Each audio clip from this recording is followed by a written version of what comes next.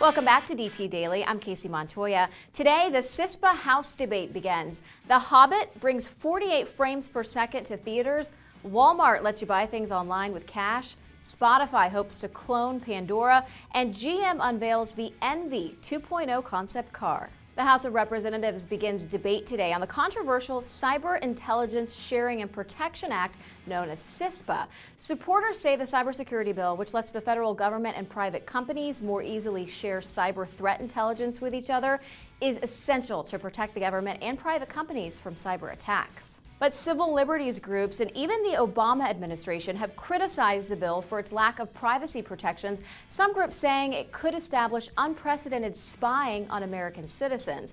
Fortunately, the bill already faces more than 40 amendments to fix the problems. Upcoming Hollywood blockbuster The Hobbit won't just be one of the biggest movies of the year, it also promises to completely revolutionize the movie-going experience. With the use of super high-resolution red epic digital camera, director Peter Jackson was able to film The Hobbit at 48 frames per second, twice the normal rate of previous films. Jackson says the increased frame rate will make the movement in the film look far more fluid and realistic than movies shot at the standard 24 frames per second.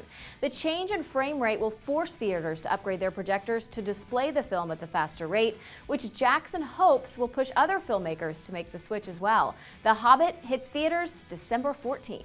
Shopping on Walmart.com just got easier. The retail giant announced today that customers will now be able to pay for the items they buy online in cash rather than being forced to use a credit or debit card. Of course, you can't simply stuff the dollar bills into your CD drive. Instead, those who choose the pay with cash option will have to drive to their local Walmart store and pay for the items they purchased online. Once the payment is made, the items will be shipped. Walmart believes this will help them bring in more profits from the 85% of its customers who never use credit cards at its stores. Spotify wants a piece of Pandora's online radio success. Though the site has already launched its own radio stations, Bloomberg reports that it's working on a project even more like Pandora that will launch at the end of this year. Details are unknown, but Spotify may have figured out a way to create, or better mimic, Pandora's popular music genome project that uses real musicians to analyze songs based on 400 different attributes. Currently, Spotify users make recommendations to other users.